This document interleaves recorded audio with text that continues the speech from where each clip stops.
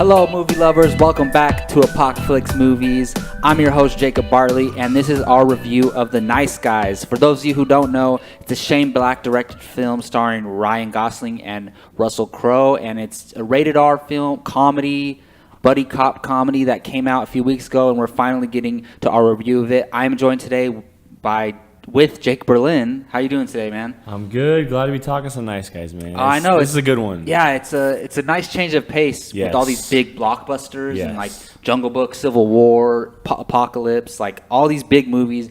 Finally get to talk about just a simple buddy cop movie, which I really enjoyed. I know you really enjoyed it. And we're here to talk about why. So just like every other review, we're going to talk about positives, negatives, and then give it a score out of 10. So let's jump right into it. Jake, did you like this movie? And if so, just sum up your overall thoughts of it. Oh, I love this movie. It's just, like you said in the intro, I mean, it's such a nice change of pace. And it's just, you know, I know that I saw your tweet after you saw it, and I thought the same thing, but the originality. This film is that's what I'm saying. Yeah, it's so good, and Shane Black, you know, after he did Iron Man 3, he's jumping on the Predator bandwagon, but it's Kiss Kiss Bang Bang all over again, just in a kind of different sense, and his style. It's just so good. It works for that kind of film, and you know, when you get Russell Crowe and Ryan Gosling, I mean, the trailers give off a certain vibe where you think that they're just going to kill it, but then they do this stuff on the Oscars when they're presenting together. Oh, and yeah. Those little viral videos they do with the therapy and whatnot. It's like the chemistry together is unreal. Great. And that's what made this film. And the writing is spectacular. It's all around a great film. And, you know, I can't express enough, like, go see this movie because it didn't do well at the box office. And I know that it's, you know, there's bigger movies out right now, but I'm telling you, man, this movie, I know it's rated R, so it fits a certain audience, but if you're of age to be able to see this movie, go see this movie. It's such a good time, and it deserves every viewing. And yeah, I mean, I absolutely loved it. I can't wait to go see it again. It's a great time, great experience. Yeah, I knew the trailers looked great, and I love the two leads. I just didn't know what to expect from it. Like, I finally caught it last week or a week and a half ago, and I was so pleasantly surprised by this movie. It's a freaking shame that more people didn't go to see it. It's only made $23 million. It's only been released domestically, though. Yeah, I don't know if they're going to release it worldwide or not. Probably not. But who knows what? I mean, it did 11 million opening weekend for a movie like this in this landscape of blockbusters. It's not bad. The problem is it's rated R, and I feel like in the summertime when people are going to see Civil War and Apocalypse and all these other huge movies that are coming out, movies like this kind of get lost in the shuffle, and it's unfortunate. But I highly recommend this movie. Definitely, if you're of age, you shouldn't be able to get in if you're not. But yeah, I mean, recommend it. Go see it. Take your friends. Have a guys' night out. You're going to enjoy this film. It's, if not for anything, for the chemistry and the relationship between Ryan Gosling and Russell Crowe's characters, and just it's so original. You're not going to see another movie like this year. And I'm so glad that it did come out. And we'll talk about it a little bit later. But you know, hopefully we see a sequel of this movie. I'm really hoping for it. So let's get into a little bit of specifics, and we might get into, you know, some minor spoilers. We're not going to get into too much depth, but there's not very many spoilers you can get into. We're not going to cut around edges as much as we would do for like a comic book movie. But you know, you might just get like little tiny things ruined for you, but nothing big that's going to ruin the viewing experience for you. So, Jake, let's start with you. What specifically did you like about The Nice Guys? Well, we both said it already, but the chemistry between Russell Crowe and Ryan Gosling, I mean, that's what you go to this movie for. Yeah. And the two together are just, they're so good, and they play off each other so well. They're such different characters, and their evolution, too, over the course of the film is pretty remarkable. And I love how they start, you know. First, we meet Russell Crowe, and he's beating the hell out of someone with some brass knuckles, and then we go to Ryan Gosling, and the first thing we see of him, he's like almost drowning himself in a tub. Yeah, he's just like sitting there in his suit, and then he goes to his investigation stuff, and that scene that always kills me is where the wife is trying to look for her husband, and she says that he's been gone since the funeral and he died, and he's sitting on the urn on the fireplace, and he looks over, and it's just. But and then when they come together and Russell Crowe beats the hell out of him, and then you see the toilet scene in the bowling alley, and it's just like them together is so good, and it never stops through the film. And Russell Crowe's kind of got this seriousness to him, and Ryan Gosling throws in the comedic side, and it meshes too well together. Definitely. So that's definitely the number one positive. I thought the story was really good. It made sense. There were twists and turns throughout the entire thing. It kept you thinking. It was like a mystery thriller in a way. And I really enjoy those types of films, like those buddy cop kind of, they're trying to figure out a crime, whatnot, which kind of came from the opening scene too, where we see Ty Simpkins and the car come flying through his house. Oh yeah, with the dead porn star. And which is it's a great opening scene to kind of grab your attention. You're like, oh, this is what this type of movie is going to be like. Yeah, that's funny because in the trailers you see that car go through the house, and I was under the assumption they were driving the car. Yes, that's what I thought too. It starts with that, and I'm like, what? And you're right away, you're into the movie. And there's so many callbacks because there's stuff that happened in the beginning of the movie, things that are said that you think mean nothing, but then because it's a mystery movie, that stuff that was said earlier in the film actually really meant something. Well, and like you said, I mean, kind of the callbacks from the beginning of the film to the end of the film, but the way it panned out where we see Russell Crowe's character kind of go through this evolution, and he's a totally different person in the movie. Well, that's the thing. Halfway through the movie, I was just assuming these, these are who they are. Russell Crowe's like the hard guy, and Ryan Gosling's the funny guy. And I thought they were going to be one-note characters. But by the end of the movie, you see that that's not the case. Yeah. There's certain things that progress their characters, and they're changed by the end of this movie. And I love that. Really appreciate it. I love that it's Ryan Gosling's daughter that kind of affects Russell Crowe. I love that moment at the end. That's so good. And then the moment too, when Ryan Gosling gets the film reel at the very end. But it didn't even cross my mind when he looks at his hand and it's washed off. Yeah. And I forget what the words were. It's like, you're never going to be happy. It says you will. Is it a tattoo?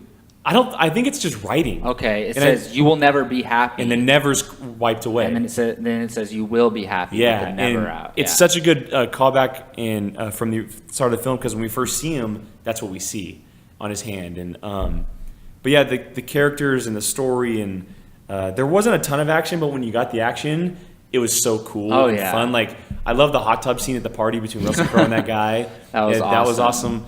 Ryan Gosling just, rolling down the hill and then playing like this totally immature investigator guy who gets in this fight at the end of the movie. Yeah, I don't think we've seen him play this character It's so before. Fun, and obviously I had a ton of fun with this movie, but there's just so many good things I could talk about. The writing from Shane Black and the directing from Shane Black, and there's the positives farly outweigh the negatives. Oh, by far, yeah. Even if there is a negative.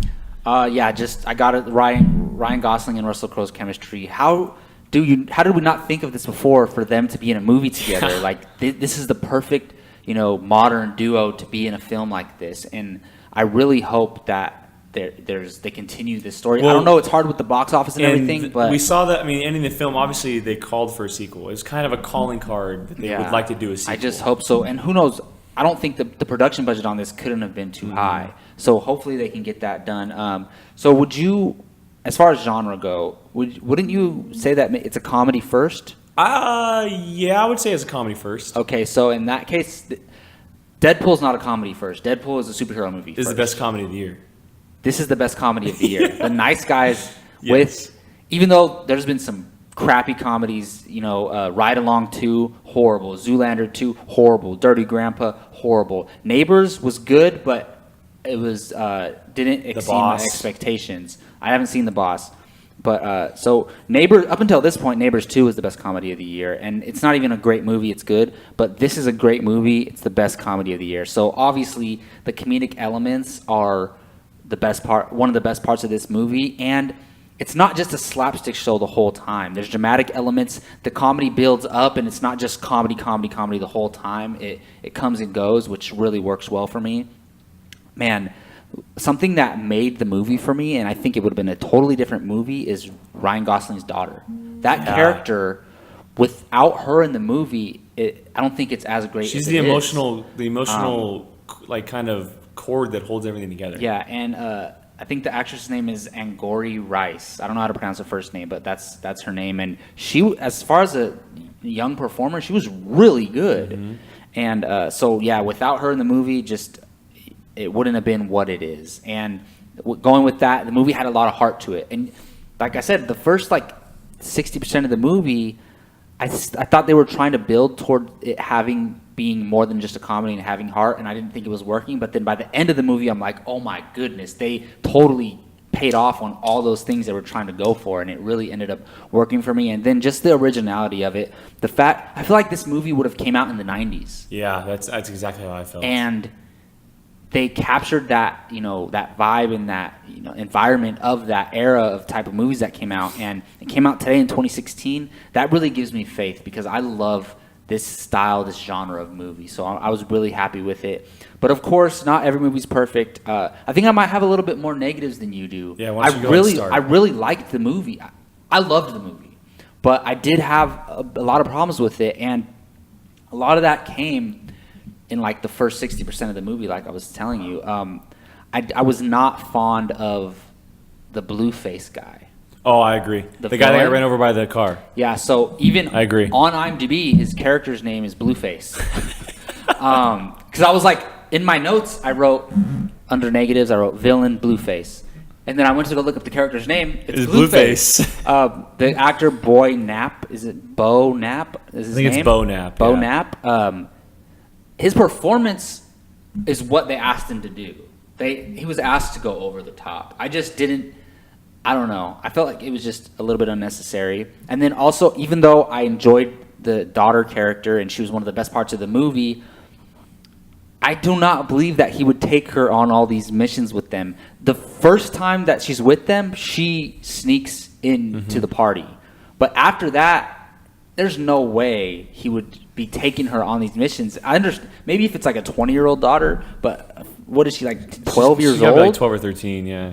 I didn't buy that, and I understand you have to suspend some belief for this type of movie, but overall, I wouldn't take her out of it, but it was just oh man, I don't know if I could let that go. So that was a little negative for me.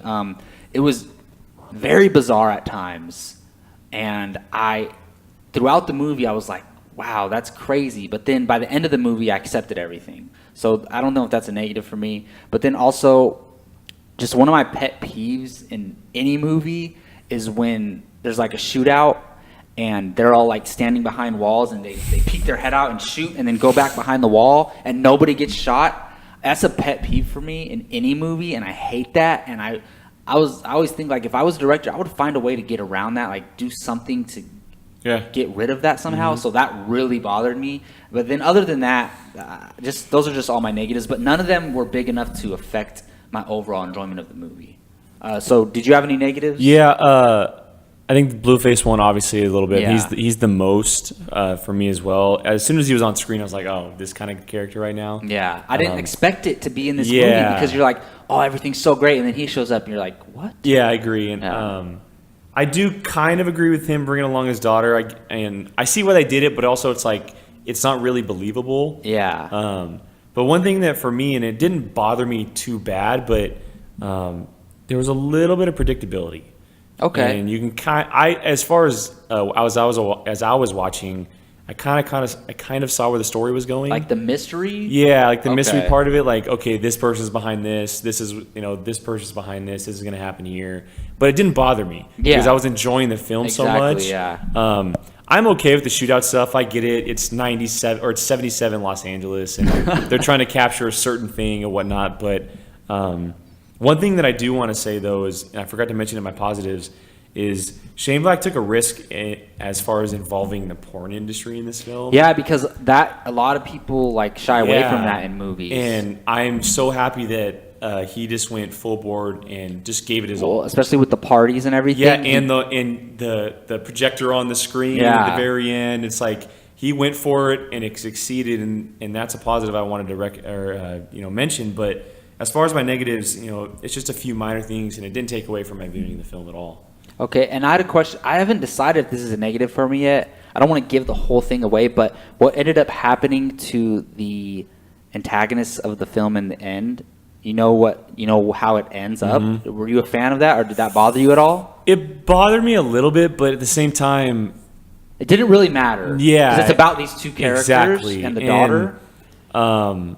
Yeah, it didn't bother me too much. And again, I think it was just the kind of era that it was. I feel like that's something that would happen all the time. That makes sense because that's the 70s and everyone, like, the cops are dirty. Yeah, exactly. Yeah. So yeah, it just I wasn't sure, like.